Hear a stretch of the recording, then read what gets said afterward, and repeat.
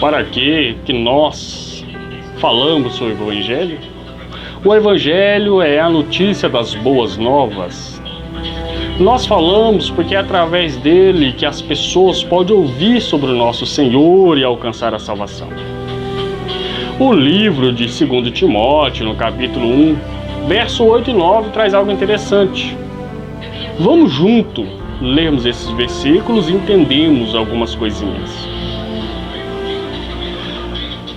Que nós salvou e chamou com uma santa convocação, não segundo as nossas obras, mas segundo o seu próprio propósito e graça, que foi dada em Cristo Jesus antes da fundação do mundo, e que agora se manifestou pelo aparecimento de nosso Salvador, Cristo Jesus, o qual destruiu a morte e trouxe à luz a vida e a imortalidade pelo Evangelho.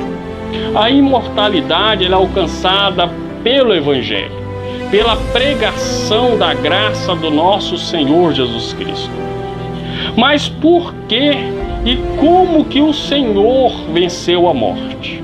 Para entendermos isso, temos que entender qual que é o destino de todos os pecadores. Em Romanos, no capítulo 6, no verso 23, a palavra do Senhor nos diz: porque o salário do pecado é a morte, mas o dom gratuito de Deus é a vida eterna, por meio de Jesus Cristo, nosso Senhor e Salvador. Quando nós entendemos que Cristo é o nosso Senhor e Salvador, nós entendemos o sentido da vida. Se o salário do pecado é a morte, qual seria o salário da santidade? Você já fez essa pergunta? Jesus era santo. Nele não havia pecado algum. Logo, o salário dele deveria ser a vida, pois o salário da morte é o pecado. Se você peca e tem o salário de morrer, aquele que não peca logo tem o salário da vida eterna. Então, bastasse qualquer coisa que fizesse com o nosso Salvador, ele não poderia morrer. Mas nesse momento, aquele que foi morto desde a fundação do mundo, o Cordeiro, nosso Senhor, nosso Jesus Cristo, ele toma sobre ele os nossos pecados. E quando a morte olha para Jesus ali na cruz, ela já não vê mais o Salvador, aquele homem, aquela divindade em forma humana, sem pecado. Mas ela me vê ali na cruz. Ela nos vê na cruz e vê os nossos pecados. E ela vem correndo e abraça o Senhor Jesus como se estivesse abraçando a cada um de nós. E nos leva para o mais profundo do local onde habitam os mortos.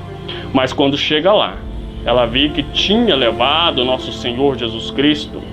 E quando ela vê que é o Senhor, ela começa a permutar com Deus e devolver aos mortos. Por isso que a palavra de Deus fala que em Mateus, muitos túmulos com um grande terremoto abriu-se e os mortos andou pelas cidades e muitos viram. Porque a morte começa a devolver aqueles que ela já tinha tragado. Mas o nosso Deus, ele fala: ninguém, nem todo mundo paga a vida de meu filho amado. Por isso que o Senhor Jesus aniquila a morte. Porque a morte do Senhor vale mais do que toda a morte humana que tem de passado e que ainda haverá de passar. Por isso o Senhor, o sangue dele, é capaz de remir, de restaurar e de libertar toda a humanidade dos seus pecados e dela ser purificada e ter novamente o direito da vida eterna.